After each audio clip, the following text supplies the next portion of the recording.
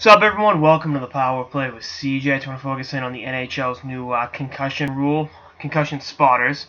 The NFL's done it for I think a year or two, and they call it the Julian Edelman rule. Because remember last year in the Super Bowl, Julian Edelman got freight trained by Cam Chancellor of the Seahawks, and stayed on the field, no big deal. And having these people watching for big things is going to be a boost to hopefully stop the rampant concussion problem that is plaguing both the NFL and NHLs.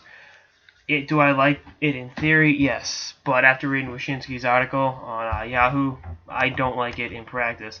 The spotters won't be physicians; they won't be medically trained to give a diagnosis. That's kind of I'd like the person that says someone has a concussion to,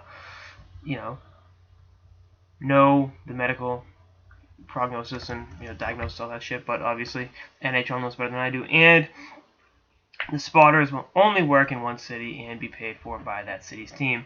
Meaning, the guy in Boston's paid by the Bruins. So if Chara runs Pacioretty in a big game, he can have Pacioretty taken out. Having a Bruins employee dictate whether or not an opposing player can stay on the ice or not is kind of a conflict of interest, just a bit.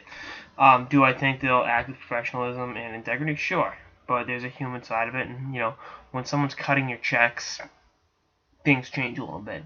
So yeah, I think they're heading in the right direction, but this is going to lead to at least one clusterfuck next season. I can just see the writing on the wall with this, and we'll see how it all works out, but I think in theory it's great. In practice, it'll be quite the contrary. Anyway, that's our episode of the Power Play with CJ. Stay tuned for more episodes throughout the off season and beyond. Later, guys.